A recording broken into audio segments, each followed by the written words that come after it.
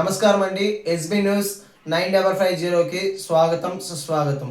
ఏ రోజు వార్త ఆ రోజు మనకు అప్డేట్ కావాలంటే ఎస్బీ న్యూస్ 9550 ఛానల్ను మీరు సబ్స్క్రైబ్ చేసుకుంటే ప్రతిరోజు వార్త మీకు అప్డేట్గా ఉంటుంది.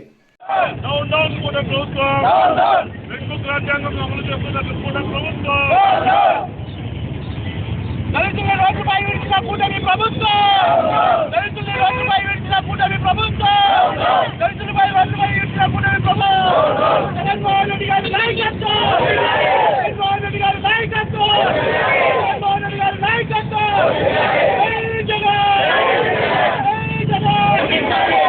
సాల్మాన్ హత్యను, సాల్మాన్ హత్యను, సాల్మాన్ హత్యను వెంటనే దాడి చేసి చంపిన దోషులను వెంటనే, సల్మాన్ గారిపై దాడి చేసి చంపిన దోషులను వెంటనే, సల్మాన్ గారిపై దాడి చేసి చంపిన దోషులను వెంటనే. కూటమి ప్రభుత్వం, కూటమి ప్రభుత్వం రక్షించాలి చంద్రబాబు నాయుడు గారి కూటమి ప్రభుత్వం, రక్షించాలి చంద్రబాబు నాయుడు గారి కూటమి ప్రభుత్వం, రక్షించాలి చంద్రబాబు నాయుడు కూటమి ప్రభుత్వం.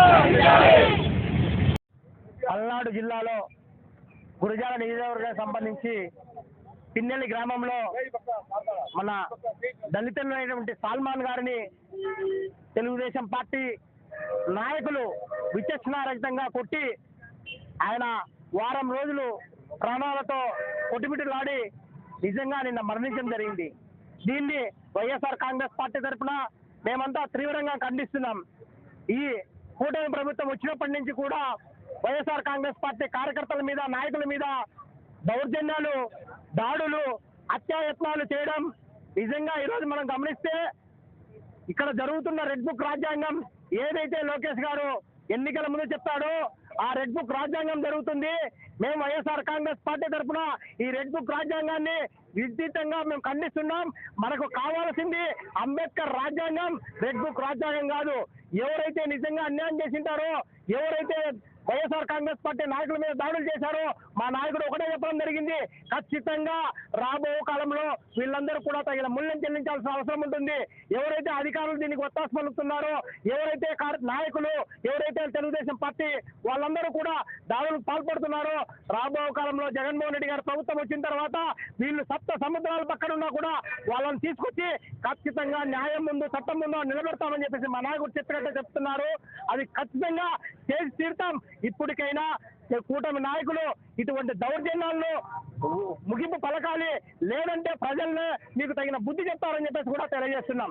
నిజంగా ముఖ్యంగా దళితుల మీద ఈ కూటమి ప్రభుత్వం వచ్చినప్పటికీ కూడా దాదాపుగా వరుసగా దాడులు జరుగుతూనే ఉన్నాయి. ఈ కనీసం తెలుగుదేశం పార్టీలో ఉన్నటువంటి దళితులు దీన్ని మీరు గ్రహించాల్సిన అవసరం ఉంది.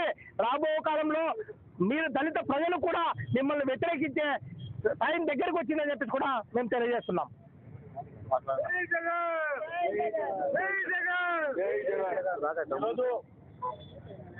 పిన్నెల్లి గ్రామంలో జరిగినటువంటి దాడి ఒక సభ్య సమాజంలో ఒక మత్త.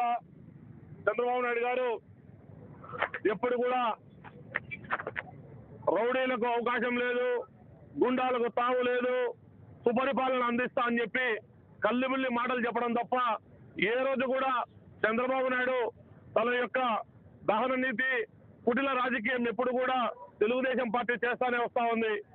దళితులంటే చిన్న చూపు గతంలో కూడా చెప్పడం జరిగింది, దళితుల్లో ఎవరైనా పుడతారా అని చెప్పి. ఈరోజు ఒక వాళ్ళ సామాజిక వర్గానికి సంబంధించినటువంటి ఒంగోలులో ఒక వ్యక్తి, ఒక చౌదరి చనిపోతే దానికి వాళ్ళ కొడుకు, ఆయన పెద్ద ఏదో హోమ్ మినిస్టర్ వీళ్ళంతా కూడా రావడం జరిగింది. ఆ రోజు తెలుగుదేశం పార్టీ వాళ్ళు చంపుకుంటే ఆధిపత్యం కోసం లోకేష్, చంద్రబాబు నాయుడు, హోమ్ మినిస్టర్ అనిత గారు రావడం జరిగింది. మరి ఈరోజు దళితుల పట్ల జరుగుతున్నటువంటి దాడులను ఖండించాల్సినటువంటి అవసరం ఉంది. చంద్రబాబు నాయుడు గారు, మీ ప్రభుత్వం, అనిత గారు ఒక మహిళ, ఒక దళిత మహిళగా నిన్ను హోమ్ మినిస్టర్ చేయడం చేస్తే ఈరోజు చంపిన వారి పట్ల కేసులు లేవు, చచ్చిన వారి పట్ల కేసులు లేవు. చంపిన వారి పట్ల, చచ్చిన వారి పట్ల కేసులు ఉన్నాయి, చంపిన వారి పట్ల కేసులు లేవు. ఏమమ్మా ఈ నీతి అని మేము అడుగుతా ఉన్నాం. రెడ్ బుక్ రాజ్యాంగం కాదు, అంబేద్కర్ రాజ్యాంగాన్ని అమలుపరచండి. అందరికీ కూడా న్యాయం చేయండి. ఈ సమాజంలో అందరూ కూడా బతకాల. పిన్నెల్లి గ్రామం నుంచి దాదాపు 300 మంది దళిత కుటుంబాలు బయటికి వెళ్ళిపోయినాయి. ఎన్నికలు అయిపోయిన వెంటనే మరి వారికి ఏం భద్రత కల్పిస్తామని మేము ప్రశ్నిస్తా ఉన్నాం. ఒకటే చెప్తా ఉన్నాం, తెలుగుదేశం పార్టీ వాళ్ళు ఎవరైనా దాడులు చేయొచ్చు, ఎవరైనా హత్యలు చేయొచ్చు, కాలం ఎప్పుడు ఒకటే మాదిరి ఉండదు, గుర్తుపెట్టుకోండి. మళ్ళీ కూడా కాలం మీకే సమాధానం చెప్తాది.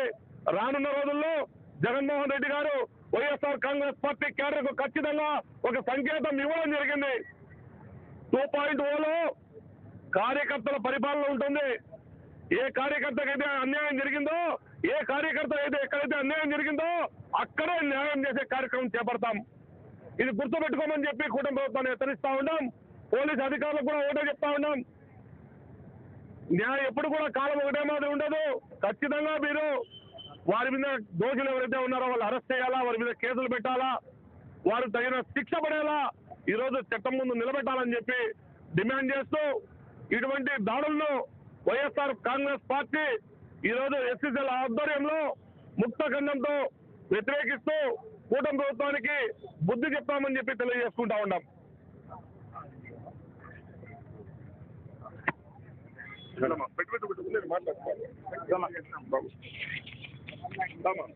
ఈరోజు ఈ యొక్క నిరసన కార్యక్రమానికి ముఖ్యంగా పల్నాడు జిల్లా గురజాల కాన్స్టిట్యుయెన్సీ పిన్నెల్లి గ్రామంలో సాల్మన్ అనే మాదిగ సామాజిక వర్గ వ్యక్తిని ఇంట్లో తన భార్యకు బాగాలేకుంటే దాదాపు 18 నెలలు బయట ఉన్నాడు. ఎలక్షన్ తర్వాత చూసేదానికి వెళ్తే వాళ్ళు వచ్చి టీడీపీ నాయకులు, ముఖ్యంగా అగ్రకుల నాయకులు ఆయన్ను కిరాతంగా అతన్ని కొట్టినారు. ఆ విధంగా హాస్పిటల్లో 4 రోజులు ఉండిన తర్వాత 15వ తేదీ చనిపోయారు. ఆయన యొక్క శవాన్ని దహనం చేసేదానికి కూడా ఆ యొక్క గ్రామం వాళ్ళు అడ్డుపడ్డారు. ఇదంతా ఎందుకు చేస్తున్నారంటే రెడ్ బుక్ రాజ్యాంగాన్ని అమలు పరుస్తున్న లోకేష్ గారిని ప్రశ్నించాలి. ముఖ్యంగా హోంమంత్రి అనిత గారు సమాజ వర్గంలో జరుగుతున్న అన్యాయాలను కూడా ఆమె అరికట్టలేకపోతుంది. ఇంకోటి, ఎవరైతే తప్పబడ్డాడో అతని మీద కేసు కూడా పెట్టబడడం జరిగింది. ఇది ఎక్కడ అన్యాయం చూడండి, ఆలోచించండి. ఒక్క జగన్మోహన్ రెడ్డి మాత్రమే దళితులకు న్యాయం చేయగలుగుతారని ప్రగాఢంగా మేము విశ్వసిస్తున్నాము. ఒక జిల్లా అధ్యక్షుడిగా ఎస్సీసీలుగా నేను ఒకటే చెప్పగలుగుతున్నా, ఈ యొక్క రెడ్ బుక్ రాజ్యాంగం అంతం చేయాలంటే మళ్ళీ జగన్మోహన్ రెడ్డి గారు వస్తే తప్ప ఇది ఒక తగ్గదని కంఠాపదంగా చెప్తున్నాను.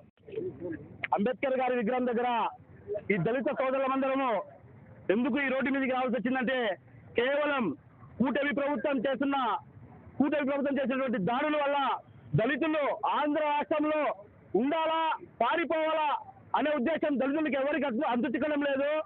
ఈ చంద్రబాబు నాయుడు, పవన్ కళ్యాణ్ ఇద్దరు కలిసి పిన్నెల్లి గ్రామం నందు ఒక దళిత వైఎస్ఆర్ కాంగ్రెస్ పార్టీ సానుభూతి పరుడిని దారుణంగా కొట్టి రాడ్లతో ఎంపర్లాడి కొట్టడము చాలా బాధాకరమైన విషయము.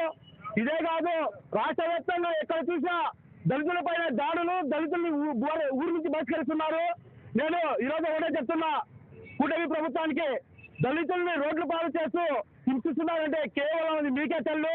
రానున్న రోజుల్లో తప్పకుండా మా వైఎస్ఆర్ కాంగ్రెస్ పార్టీ వస్తుంది. 2.0లో మీకు అందరికీ తగిన గుణపాఠం చెప్తామని చెప్పి తెలియజేస్తూ ఈరోజు హోంశాఖ నిద్రపోతుందా అని చెప్పి మేము అడుగుతున్నాము.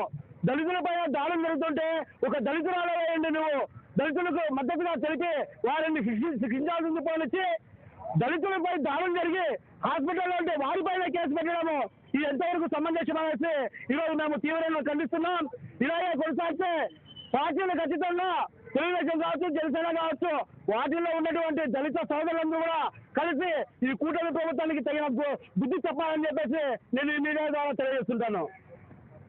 మరణం ఎందుకు అలా జరగాల్సి వచ్చిందంటే ఈ చంద్రబాబు నాయుడు చేస్తున్న పరిపాలన మరణాలకే అంకితమైంది. అయ్యా చంద్రబాబు నాయుడు, నీకు ఒక సవాలు విసురుతా ఉండం. నీవు నీ కులం వాళ్ళు వేస్తేనే గెలిచావా, ఎస్సీ వాళ్ళు వేస్తే ఓట్లు గెలిచావా? ఎస్సీ వాళ్ళ ఓటు నీకు వేయనదేమని నీకు అనిపిస్తా ఉందా? అనిపిస్తా ఉంటే ఎస్సీ వాళ్ళకు న్యాయం చేయలేనివి, నీకు నీతి నిజాయితీ అనేది ఉంటే వెంటనే నువ్వు రాజీనామా చేయి. ఎందుకంటే నీకు ఎస్సీ వాళ్ళ పక్క నీకు విలువ లేదు, అభిమానం లేదు. ఎవరైనా ఎస్సీ కులంలో పుట్టాలనుకునేంత అన్న నీచడివి నువ్వు ఒక్కడివే.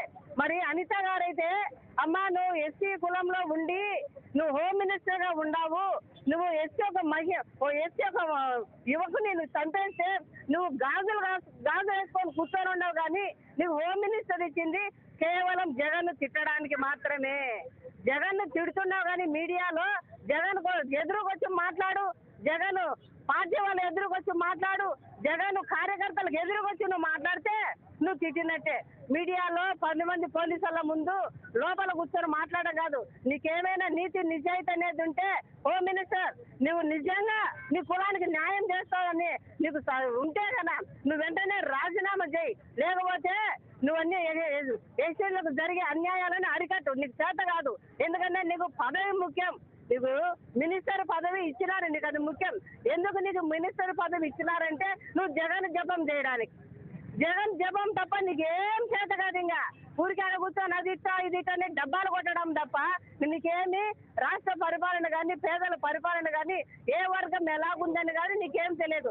వర్గాలతో రాజ్యానికి సంబంధం లేదు, కానీ ఎస్సీ మహిళలను యువతలను చంపుతా ఉంటే నువ్వేం చేస్తా ఉండవని ఒక మాట అడుగుతా ఉన్నాం.